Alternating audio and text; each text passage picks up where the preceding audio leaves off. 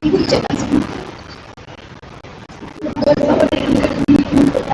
putus-putus gimana? Lu bisa iya gini.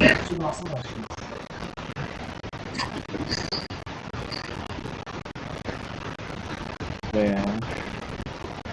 Ini yang elektrik.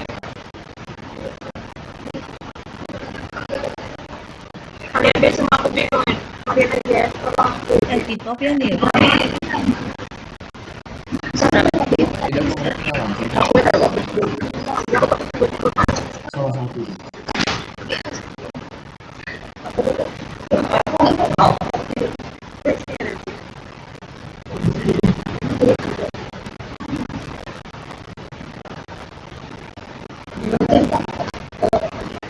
Ini tuh marah-marahnya. Coba ulang lagi yang soal yang tadi deh.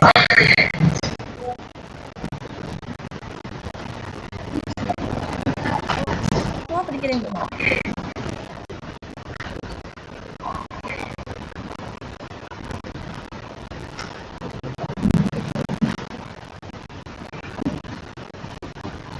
Kedengeran ini jadi. Tidak kedengeran. Hah?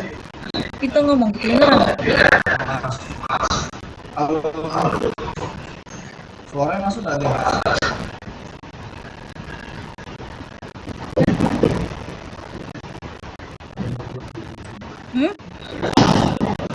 Iya, bisa disimpan sejauh apa ini?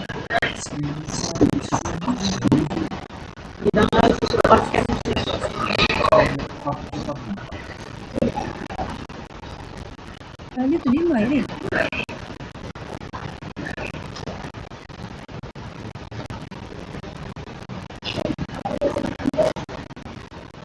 Ini diketik ini. Diketik. Oh, cek ya. Oke. Oh, kemana?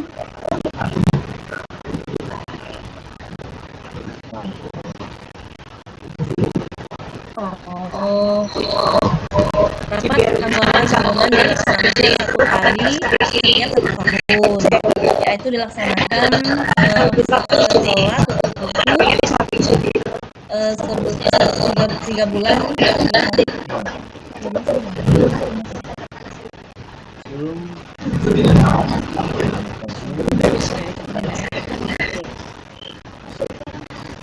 aku beda soalnya.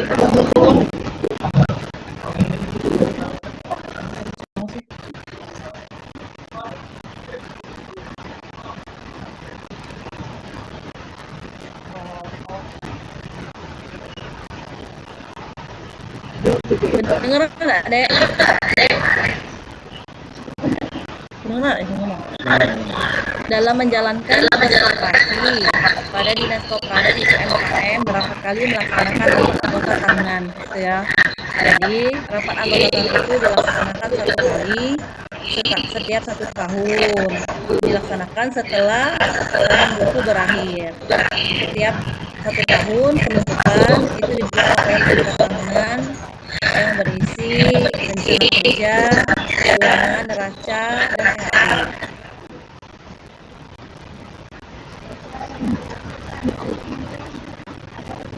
Kita pertanyaan ketiga Tiara pada Tiara di sebelah kanan. Perkenalkan, nama saya Tiara, izin bertanya.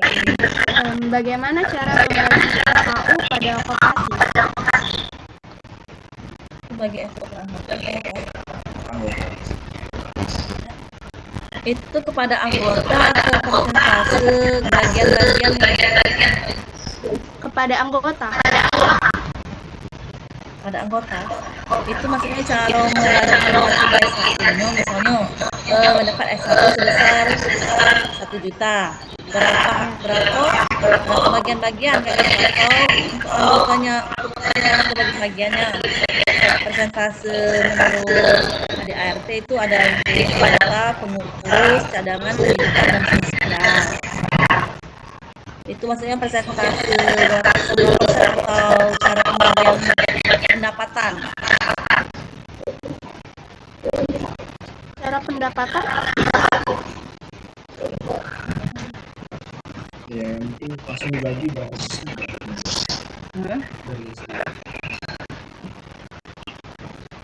besok kok itu besok. Menurutku cek baik.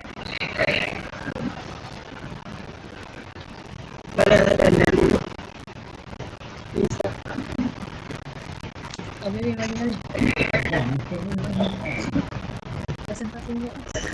Presentasi enggak?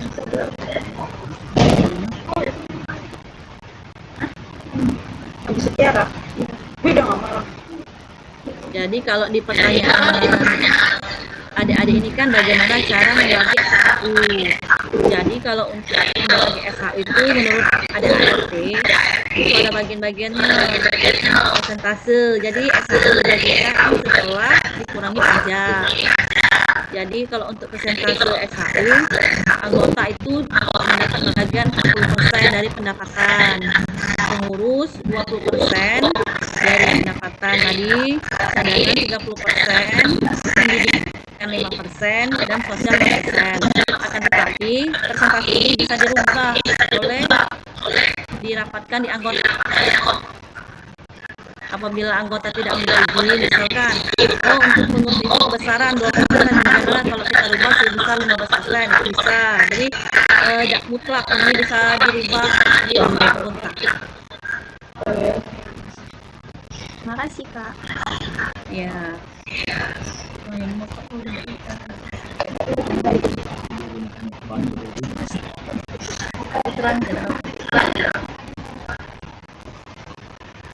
Baiklah, pertanyaan selanjutnya yang disampaikan oleh dari silakan. Baik, terima kasih Budi. Untuk pertanyaannya yaitu bagaimana cara operasi UMKM menentukan jumlah belas jasa yang adil dan terbatas untuk modal yang disetor oleh anggota.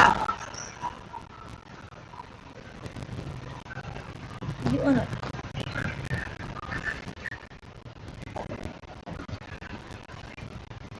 Semacam. Aduh, ya, ini Terang ke.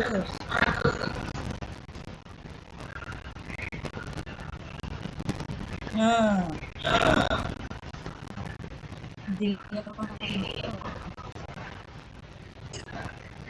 jadi tentang balas jasa ya, menentukan jumlah jasa yang adil dan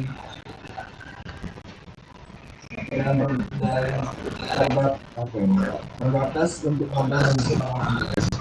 Jadi memang kalau operasi itu karena sistemnya itu analogik, pemasangan punya musyawarah asas yang utama adalah asas keadilan dan musyawarah mufakat tadi. Sebagai seorang pengurus juga kita juga harus tahu bagaimana dia bisa membuat memang operasionalnya adil. Dan tadi dikatakan modal ya. Jadi kalau misalnya di modal itu untuk modal kooperasi sudah ditentukan sejak awal ya. Iya. Ya ada simpan toko, simpan wajib, ada juga yang namanya simpanan sukarela. Nah ini kalaupun dibilang balas jasa, nanti kalau kita bilang kalau di SHU ya, Iya. SHU nya kalau kita melihat ada atau tidaknya, karena memang di SHU itu sendiri nanti kontribusi dari anggota koperasi yang paling besar, ya otomatis SHU nya juga besar. Nah dari situ kita bisa melihat asas keadilan.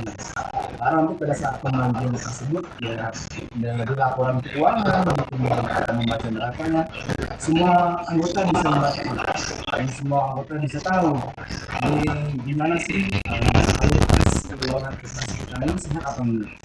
Jadi di situ keadilannya di situ ada keterbukaan dan juga ada pada SHU tadi. Terima kasih.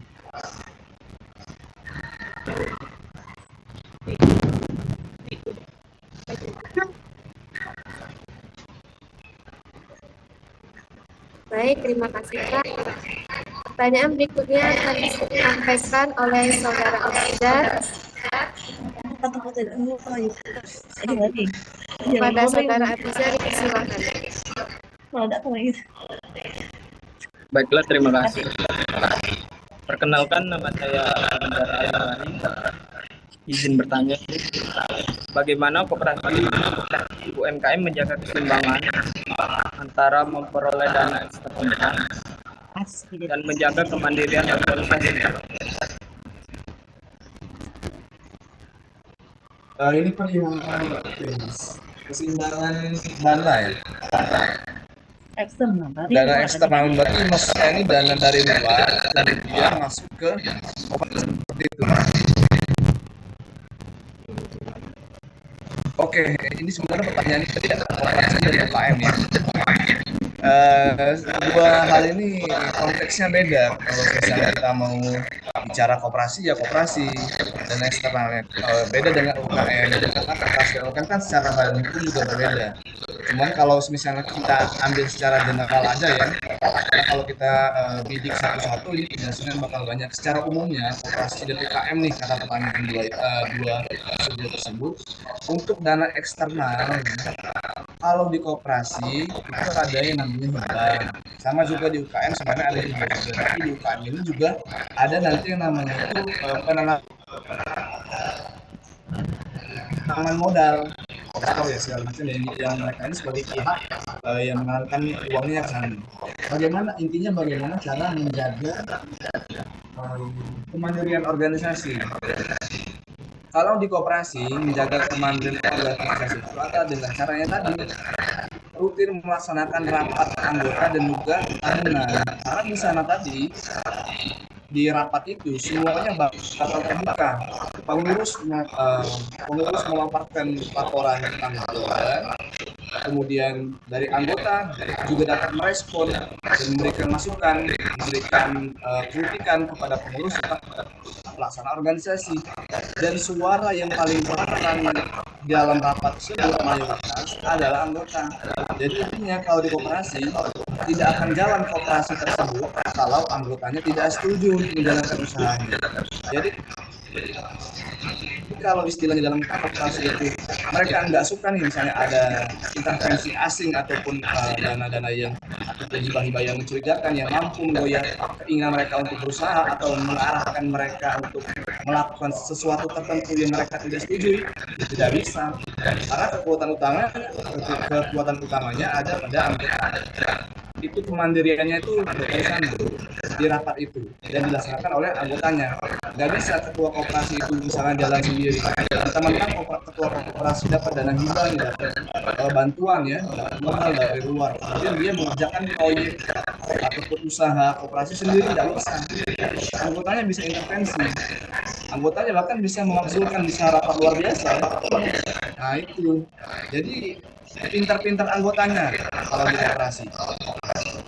Kalau anggotanya peduli dengan koperasi tersebut, pasti mereka secara organisasi sehat dan mandiri. Mereka kebal intervensi dari luar. Kalau UKM beda lagi. Kalau UKM ini kita katakan ya, UKM kan kalau kita usaha kecil mikro ya. Tapi kalau di LHI ini namanya usaha UMK, usaha mikro kecil. Mereka ini adalah pelaku usaha perseorangan kebanyakan. Kalau pelaku usaha perseorangan kita bicara mengenai kemandirian, ya ini balik ke personalnya mereka masing-masing. Karena mereka perseorangan, ya kan? Jadi dengan koperasi ini adalah kumpulan orang-orang. Nah begitu. Jadi ada pembedanya maksud saya tentang masalah kemandirian ini. Kita nggak bisa mengatur ibaratnya kemauan kita kepada orang lain kalau koperasi. Nah, ada rapat, semua keputusan ada pada rapat. Kalau di UMK misalnya saya punya usaha sama saya pribadi, usaha ayam geprek atau usaha cendol ya, kalau saya dapat bantuan modal dari orang lain atau dari CSR dari PT ya suka-suka saya dong kalau saya gunakan begitu. Kecuali nanti beda lagi kalau UMK-nya ini yang berbentuk misalnya CV ya, ataupun lebih besar lagi ya, lebih ke UKM yang kecil atau bahkan menengah atau besar jadi PT, beda lagi. Nah ini pembahasannya lebih jauh lagi. Kalau CV kan mereka ada dua pihak nih yang saling disimpul nih, ada yang menanamkan modal, ada yang operasional, ada yang kerja, ada yang si duit. Nah itu istilahnya kalau sistem ini beda. Mungkin sampai sini bisa ditangkap mas? Bisa mas. Terima kasih. Oke, thank you.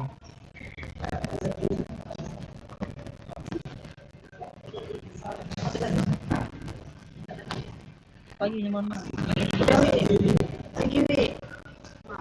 Baiklah, terima kasih Kak. Untuk pertanyaan selanjutnya akan disampaikan Saudari Suci Oktasiani kepada Saudari Suci, dipersilakan. Baik, terima kasih. Sebelumnya perkenalkan, nama saya Suci Oktasiani. Izin bertanya, agar menjalankan tugas dengan mudah tentunya diperlukan pendidikan untuk anggota koperasi. Pertanyaannya, pada dinas koperasi Bapak dan Ibu sekalian, berapa kali dalam setahun dilakukan pendidikan tersebut? Terima kasih.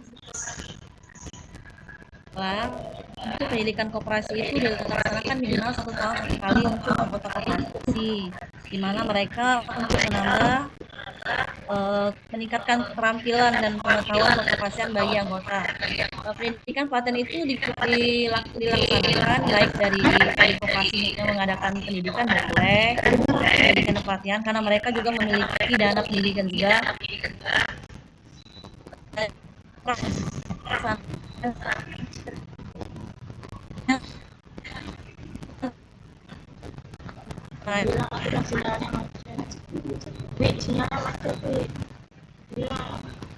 Nama dia?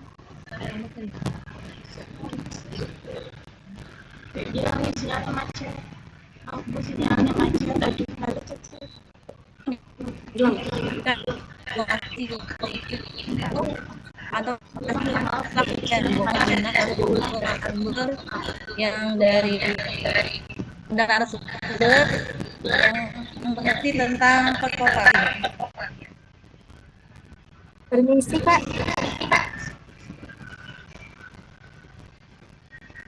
Permisi Kak.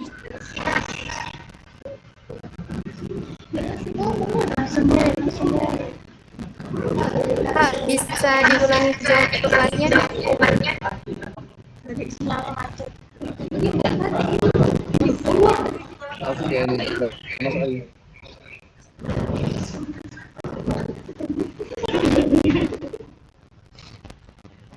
Mau tujuh.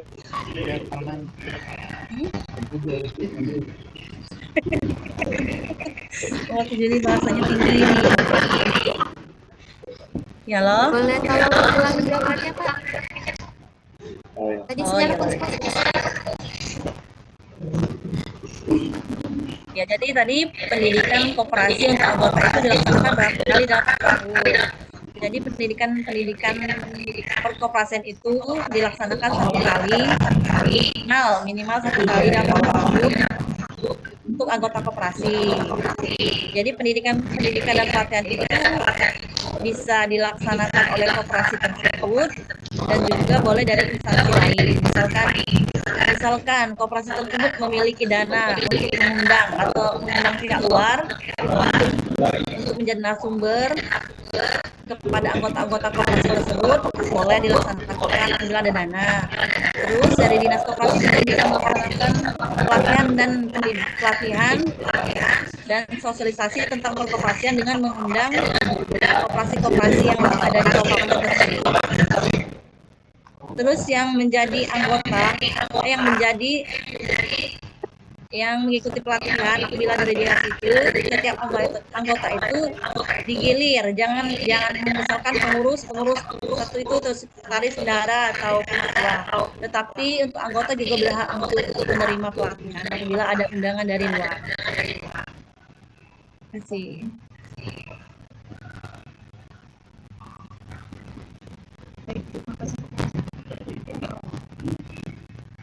Baiklah, terima kasih. Pertanyaan yang terakhir akan disampaikan oleh Saudari Ika. Pada Saudari Ika, silakan. Baik, terima kasih kepada izin bertanya kepada Bapak dan Ibu. pada Dinas Koperasi UMKM ini, apakah ada menjalin kerjasama antar koperasi lain? Dan apakah mendapatkan keuntungan dari kerjasama tersebut? Terima kasih.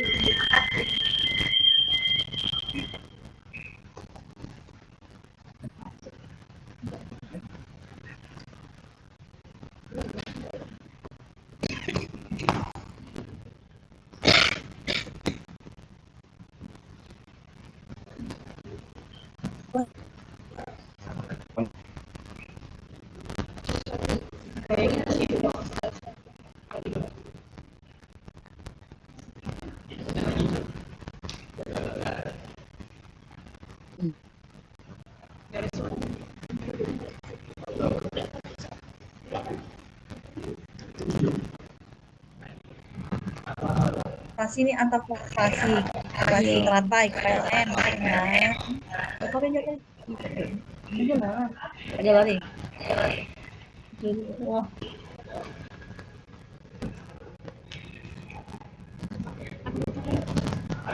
Ya udah.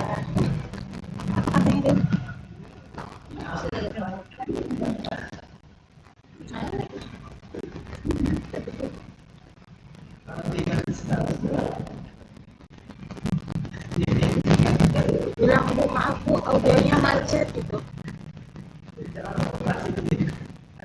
Gak usah permisi nanti.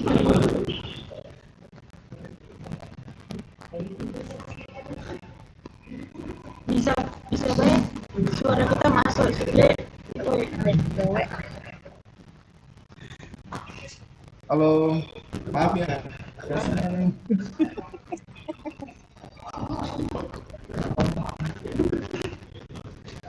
Udah masuk suaranya.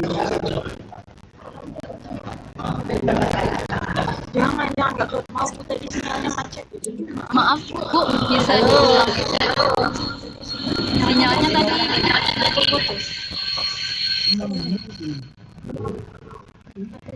Terangin.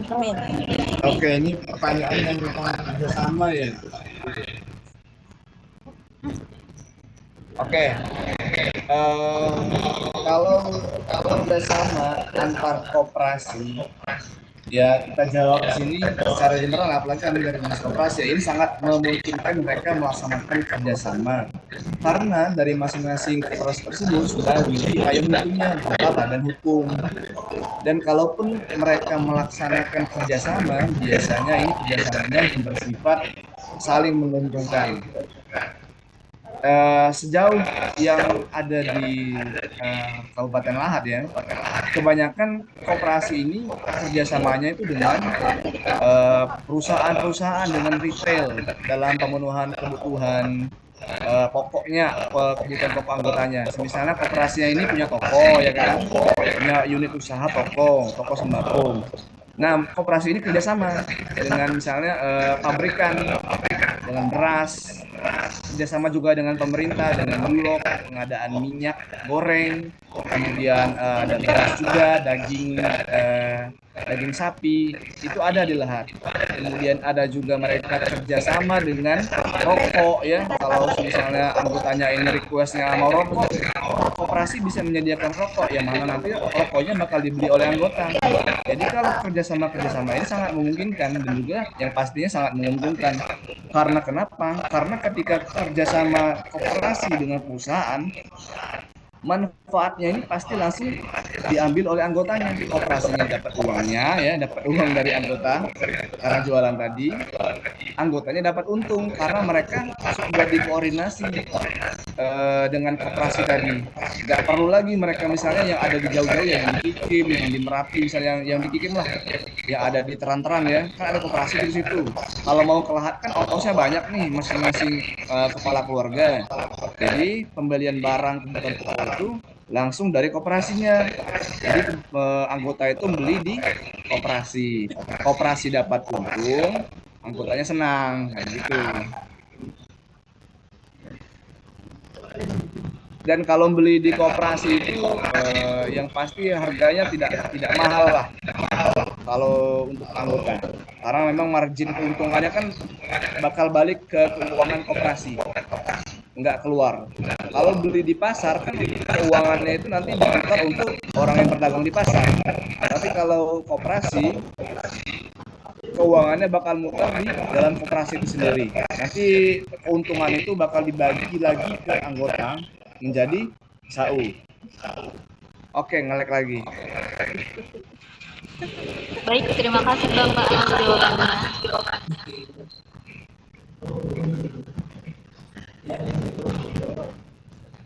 Baiklah, saya rasa hanya itu yang kami tanyakan. Kami sudah mendapatkan informasi yang kami butuhkan. Terima kasih atas waktu luang, perhatian, serta kerjasama. Saya ucapkan terima kasih, selamat siang. Sama-sama. Sama-sama, Dek. Terima kasih. Ya, semoga bermanfaat ya. Amin. Terima kasih. Walaupun nggak ada jelek. Iya, sinyalnya jelek sih. Dan sinyalnya. Ya, Bu. Maaf, Terima kasih banyak. Nah, keluar sini ya, keluar ya.